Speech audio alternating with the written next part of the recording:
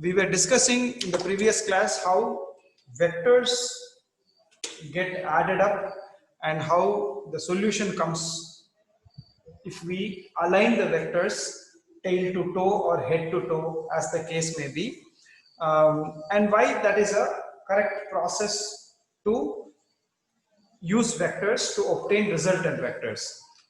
In fact, it is precisely because you can graphically do this, it gives an intuitive answer to what happens when vector quantities get added together.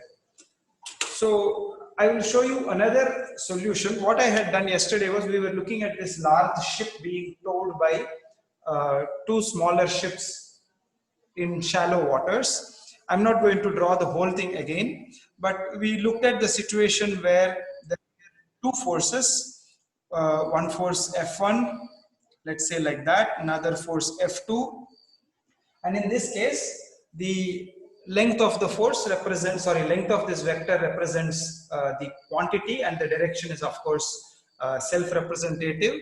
And then F2 acts in this direction. Again, the length represents the magnitude, and the direction is represented by the direction of the arrow. So I had said that as far as vectors are concerned, as long as you do not change their magnitude or the direction in which they act, if you do not change these two quantities, then it is possible for you to slide these vectors along. Okay, even if you place this F1 vector at this point over here, as long as its length doesn't change, which is the magnitude, and the direction doesn't change, the direction in which the arrow is pointing, then there is no problem. So having said that, I proceeded to shift this vector over here, drew it like so over here, and then the resultant vector is the vector that joins these 2 points. Say like this. Okay, so the blue vector there represents the resultant vector. Now I'll just show you another way in which this can be done graphically, which leads us to a rule which I will talk to you in a moment about. So one way that this can be done is to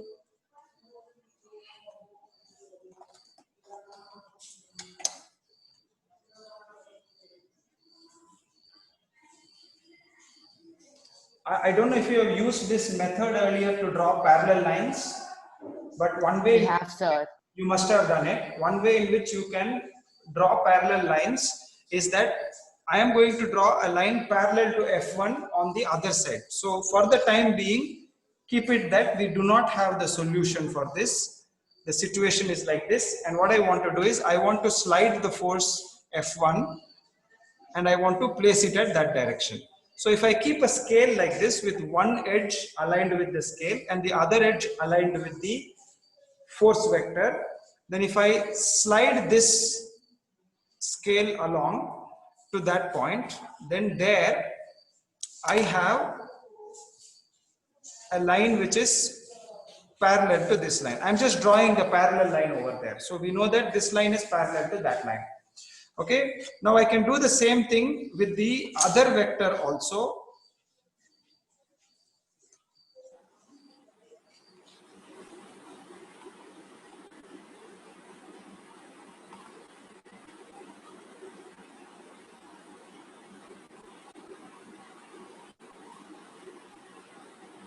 So when you join those both.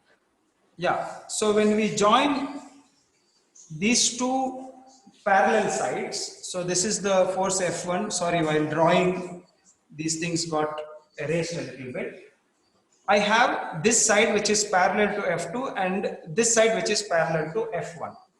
Now, if I connect this end to that end,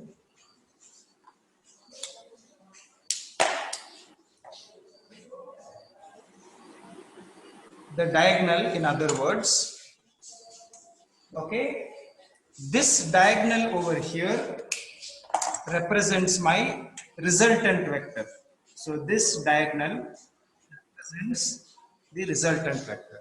So I can say that F1 vector plus F2 vector gives me FR vector. So, Okay? so this is the parallelogram method of Exactly. to calculate. Exactly. So this method, which we will use many number of times to find out the solution for two vectors acting on the same object or the resultant of two vectors, then we use what is known as the, is it double L both times? No. Nope. No, sir. Parallelogram There rule it or feels wrong parallelogram law. writing like that. Okay, so this is one way in which one more way in which we can find out the solution for adding two vectors. Are there any doubts or question about the parallelogram rule?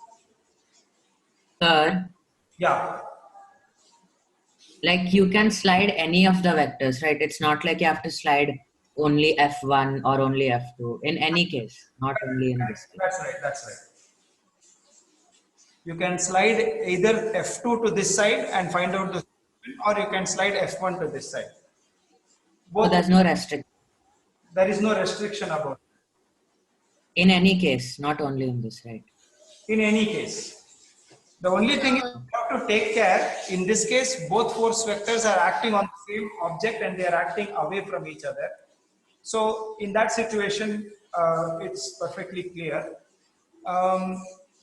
There may be situations in which force vectors are acting, let us say, like this. There is one force acting this way, and there's another force acting this way. Okay? Uh, then you should be careful that you, I mean, it's okay. Even in this case, it would work. You can slide F1 over here, or you can slide F2 over here. What you should not end up doing is, you should not slide F1 head to head. There is a possibility to slide F1 also head to head. It should always be end to end, tail end to head end. If you don't do that, then there is no problem. If you end up doing head to head, or then you will get a wrong solution. But that's just by the way. Most of our cases, we will not have situations like this. So if you want to find the solution to this, then the resultant force will be something like this. This line is parallel to this.